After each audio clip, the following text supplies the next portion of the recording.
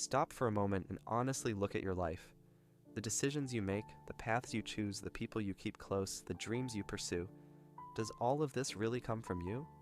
Or is there, deep down, something making those decisions for you? I'm not talking about external influences like family, society, or culture. I'm talking about something internal, intimate, silent, something that lives within your own mind.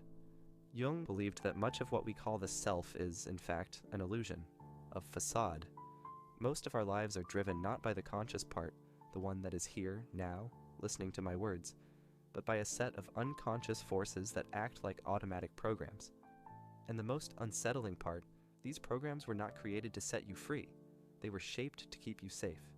But safe in the sense of trapped, limited, confined in patterns you don't even notice. Imagine that within you exist small psychological entities, sub-personalities that observe the world, decide how you should act, and, when you least expect it, take control. Jung called them autonomous complexes. They don't ask for your permission. They don't inquire if you want to react with fear, anger, or submission. They simply act. And when they realize you're trying to change, they work even harder to keep you exactly where you are. Think about how many times you've said, "I don't know why I did that," or "that wasn't me at that moment." Think about the opportunities you let slip by, the conversations you avoided, the emotional outbursts that later embarrassed you. They weren't just mistakes or bad moments. They were signs that you were being driven by something that is not under your conscious control. And this is where the subject gets even darker. Jung realized that these forces do not act in isolation. They feed off each other, strengthen one another, and create a cycle that is almost impossible to break. He called this psychological possession, a state in which you live believing you are in control, while in reality, you are just a passenger, being carried by deep and ancient fears that shape every step you take. These fears are not the kind you feel when watching a horror movie or when facing real danger. They are subtler, more ingrained. They are invisible forces that shape your behavior, your choices, and even your own identity. Jung identified 3 of these fears as central, and understanding each of them is like finding the keys to the cell in which you live without knowing. Today we will dive into these 3 fears, but don't expect a light conversation. Once you see what lies behind your behavior, there will be no going back to the comfortable ignorance you've lived in until now. It's like turning on the light in a room you've kept locked your whole life. You may not like what you find, but you can no longer pretend it's not there. Are you ready to truly face yourself? Are you ready to discover who or what really controls your life? Because after hearing what Jung has to reveal, the responsibility will be yours, and only yours, to decide whether to continue being guided by these forces or to finally take control of your own destiny. To understand how the fears Jung spoke of manifest, we first need to open a dark chapter of the human psyche. Autonomous complexes. This term may sound technical, but what it represents is something you have already felt in your skin, perhaps even yesterday without realizing it. Complexes are like little personalities within you. They are not poetic metaphors. They are complete psychological systems, formed by memories, emotions, images, and impulses that revolve around a core charged with affection. And when this core is activated, it not only influences, it takes command. Jung observed that a complex can arise from significant experiences, traumas, humiliations, rejections, unfulfilled desires, and once created, it takes on a life of its own. Think of them as islands independent in the ocean of your mind, each with its own laws, language, and way of reacting. Your main personality may be calm, rational, balanced, but when a complex is triggered, that self is temporarily replaced by an other that reacts completely differently. And here's the most unsettling part. You don't realize when this happens. An innocent comment from someone can trigger a complex related to rejection, and suddenly you feel hurt, withdrawn, ready to attack or flee. A situation that reminds you of an old failure can awaken the complex of fear of not being good enough. And without thinking, you back away from an opportunity. It's as if there are secret buttons scattered throughout your life, and anyone who knows, even unintentionally, where to press can manipulate your reactions. Jung said that complexes are not necessarily enemies. They are parts of our psychic history, pieces of us that have become frozen in time, still responding as if they were living the same situation from the past. But the problem is that without awareness of them, you have no choice. You believe you are acting, when in fact you are merely reacting according to an old script written by events that you often don't even remember. Think about it. How many times have you sworn that next time you would act differently? And when the situation repeated itself, you fell into the exact same pattern. This is not a lack of willpower. This is a complex taking control. That's why Jung saw complexes as autonomous entities. They don't need your permission. They don't care about your plans. And they completely ignore the consequences. They just want to express themselves. The good news, and also the great challenge, is that these complexes can be recognized and, with effort, integrated into consciousness. But this requires the courage to closely observe moments when you are not you, and to ask, who was in control just now? And it is exactly at this point that we love to talk about it in the next part. If this content is making sense to you, click the subscribe button and subscribe to the channel. Thank you for your support. Among all the fears that Jung identified, this may be the most treacherous because it does not present itself as fear. It disguises itself as prudence, common sense, as it's not the right time, as it's better not to take risks now. It is the unconscious fear of becoming who you really are. Jung called this process individuation, the path of discovering and living according to your true essence, the self, and he claimed that few people had the courage to follow it to the end. The resistance to individuation is like an invisible barrier built within you from an early age. Since childhood, you have been conditioned to fit in. Be good. Be polite.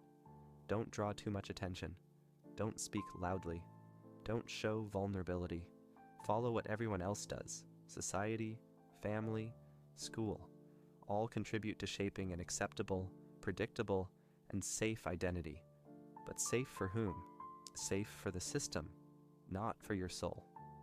When you start taking steps toward individuation, whether changing careers, breaking off a toxic relationship, saying no where you once said yes, something within you awakens. It is a subtle, yet profound panic. It's as if your own psyche screams, "Go back. You are straying from the safe territory." And here lies the trap. The safe is actually the territory where you live, repeating old patterns even if they slowly destroy you. Jung observed that most people prefer to live in the illusory comfort of collective conformity than to face the existential loneliness of being truly unique. Because taking control of your own life means giving up excuses. It means no longer being able to blame others, luck, fate, or circumstances. It is to take, before yourself, total responsibility for your own existence. And this weight, this absolute freedom, is unbearable for many. Have you noticed how much easier it is to follow a ready-made script than to write your own? It is easier to choose a safe career than to risk something you love. It is easier to maintain superficial friendships than to open up to deep and therefore risky connections. It is easier to identify with the group, whatever it may be, than to face the possibility of being rejected by everyone. The resistance to individuation feeds on this preference for the less threatening path. But the price is high. Each time you yield to this resistance, you drift further away from yourself. Your life becomes a poorly interpreted role, a character you play so well that sometimes you forget it is an act. On the outside, everything seems normal. On the inside, something dies a little more each day. And here is the cruelest part. This resistance does not work alone. It walks hand in hand with another powerful force that Jung described, an armor we wear to survive in the world, but which also becomes a prison. In the next chapter, we will explore this armor, the persona, and the deep fear that makes us live hidden behind it. To survive in the world, we all learn from a very early age to wear masks. These masks, which Jung called persona, are not necessarily lies. They are versions of ourselves shaped to meet social expectations. They are the self we show at work, the self we show to family, the self we show to friends, and even the self we show to ourselves when we look in the mirror. The persona is useful. It is like a social garment that protects us from direct judgment, helping us navigate situations where being completely authentic could lead to rejection or conflict. But this utility comes at a very high price. Over time, we begin to confuse the mask with the face. We forget where the performance ends and the essence begins. The problem is that the persona is not just a tool, it becomes a prison. Imagine living so long playing a role that one day you can no longer remember who you are outside of it. The fear of being rejected, criticized, or isolated makes us keep the mask glued to our face even when it suffocates. We start to avoid situations where our true nature might slip through the cracks. We choose words that won't disturb, opinions that won't divide, behaviors that won't attract questioning looks. And deep down, we know we are betraying ourselves. There are moments when the shadow, all that we reject and hide, tries to emerge, asking for space to exist. But the persona, trained for years, quickly pushes it back into the dark. After all, showing the true self is risky. It means exposing oneself, allowing others to see our vulnerabilities, our contradictions, our complete humanity. And for those who have lived a lifetime relying on external acceptance, this risk is almost intolerable. Jung said that the danger of the persona is precisely this. When we identify too much with it, we lose the ability to differentiate what is real from what is performance. We begin to live in a way that maintains the image we created, even if it kills us inside. It's like living in a luxurious cell, beautiful, comfortable, but locked. And here lies the final trap. The more we cling to the persona, the further we drift from the self, and the more we feed the other two fears we have already explored. Because the persona, at its core, is an ally of the resistance to individuation and of autonomous complexes. It keeps the theater running so that the audience never sees the truth. But behind all this mechanism, there is something even more unsettling. The way these forces come together, creating a state that Jung called psychological possession. It is not just you wearing a mask or yielding to a fear, it is something much greater, where every piece of your psyche conspires to ensure that you continue living a life that is not yours. And this is what we will unravel in the next part. So far, we have talked about three isolated forces: autonomous complexes, resistance to individuation, and the prison of the persona. Each of them separately is powerful enough to limit your life, but Jung observed something much more disturbing. They do not act alone. They intertwine, form alliances, feed off each other, and create a cohesive system that keeps you exactly where you are. It's as if they are pieces of an invisible mechanism, all adjusted to prevent any real movement toward freedom. Think of it this way. An autonomous complex is triggered by an emotional cue, a criticism, a painful memory, an unexpected challenge. This complex, charged with energy and memory, takes control and dictates your reaction.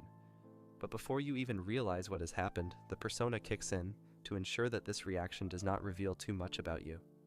It reorganizes your posture, your words, your tone, so that everything seems normal in the eyes of others. And if you try to resist and act differently, the resistance to individuation emerges as a voice whispering, "Don't do that. It's dangerous. You will regret it." This cycle creates a state that Jung called psychological possession. It is not possession in the supernatural sense, but in the sense that your consciousness is literally taken over by psychic contents that are not under your control. In those moments, you are not living, you are being lived. The decisions you make, the people you relate to, the opportunities you accept or decline, everything passes through the filter of these forces, which have only one goal: to preserve the internal status quo. And the cruelest part is that on the outside, everything seems to be functioning well. You continue working, taking care of your family, having fun with friends. But inside, you are trapped in an emotional and mental routine that repeats like a scratched record. With each attempt to change, the entire system mobilizes to pull you back into the same cage. That's why so many abandon the process of self-discovery.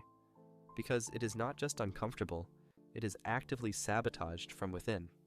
Jung believed that when these three fears align, they become like guardians of an internal gate. Guardians that do not let you cross to the side where the true self resides. And they are not satisfied with merely blocking the passage. They create illusions to convince you that it is not even worth trying. They make you believe that you are in control, when in fact, you are just moving within a limited and predetermined space. But here is the turning point.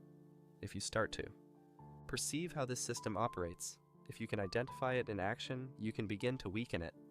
It is at this moment that something changes. When you stop being a victim and start being an observer of your own psyche. And from there, it is possible to initiate the process of deactivating this mechanism from the inside out. In the next part, we will talk about this path to breaking the cycle. We will explore how it is possible to expose these forces to the light of consciousness and gradually reclaim the control you always thought you had, but which you never truly possessed.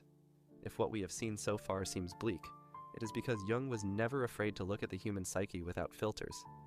But he also believed that, no matter how deep the mechanisms of control of the unconscious were, it was possible to break the cycle. The key, however, is not to try to eliminate these forces. That would be impossible and, in fact, undesirable. They are part of you, your history, and your vital energy. The goal is not to destroy them, but to integrate them, becoming aware of what previously operated in the shadows. The first step is radical observation. This means developing a constant attention to your own thoughts, emotions, and reactions, especially in moments when you feel you have lost control or are repeating an old pattern. It is not enough to recognize it afterward. You must start to notice it during. It's like learning to hear a whisper in the midst of a crowd. At first it seems impossible, but with practice you begin to pick up subtle signals, a tightness in your stomach, a changed tone of voice, an automatic thought that arises uninvited. The second step is confrontation. This does not mean going to war with yourself, but being willing to face the discomfort that arises when the truth appears. When a complex is activated and you realize it, it is natural to feel anger, shame, or fear. But instead of fleeing, the invitation is to stay there. Look at that part as if it were a character lost in time and ask, "What are you trying to protect me from feeling?" This simple question opens space for an answer that does not come from the rational mind, but from the unconscious itself. The third step is expression. Jung advocated techniques such as active imagination, dream journaling, and creative work as ways to give voice to what is hidden. It is not an artistic exercise in the traditional sense. It is a dialogue with what lives in the shadows. It is putting on paper, in images or words, that which finds no space in your daily life. This practice reduces the distance between the conscious and the unconscious, allowing repressed material to be processed and integrated. And perhaps most importantly, the fourth step is to take responsibility. Once you see the game, you can no longer play the victim of circumstances. Recognizing that part of your choices was guided by unconscious fears is not an excuse to continue repeating the same script. On the contrary, it is the turning point where you can say, "I see, and now I choose differently." This is the moment when individuation ceases to be a distant concept and begins to become a living experience. But be careful. Breaking the cycle does not mean you will never again be influenced by complexes, the persona, or internal resistance. It means that when they appear, you will know how to recognize them and decide whether or not to yield. It is the difference between being a blind passenger and being the driver who knows every curve of the road. And it is exactly here that the final stage of our journey comes in. How to keep this awareness alive in daily life, strengthening your inner autonomy and not allowing the shadows to regain control. This is what we will talk about in the next part. If you've made it this far, it's because on some level, you know that what we've discussed is not just distant theory or textbook psychology. It's about you, about the moments when you felt you were not in control, about the times you swore you would do it differently but found yourself repeating the same pattern, about the choices you can't explain, the opportunities you let slip by, the relationships you maintained even knowing they were destroying you.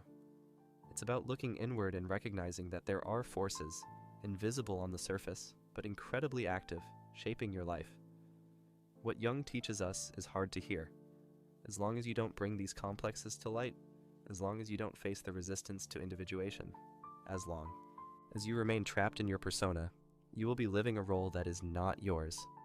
It may be a convincing role, even comfortable, but it is, at its core, a prison. And every day that passes without confronting, this is another day yielding space for those forces to make choices for you. But there is something that no one can take away from you, the capacity for awareness. From the moment you start to see the mechanism, it no longer operates in the same way. It's as if, by turning on a light in the basement, the figures that once seemed like enormous monsters begin to reveal themselves for what they really are.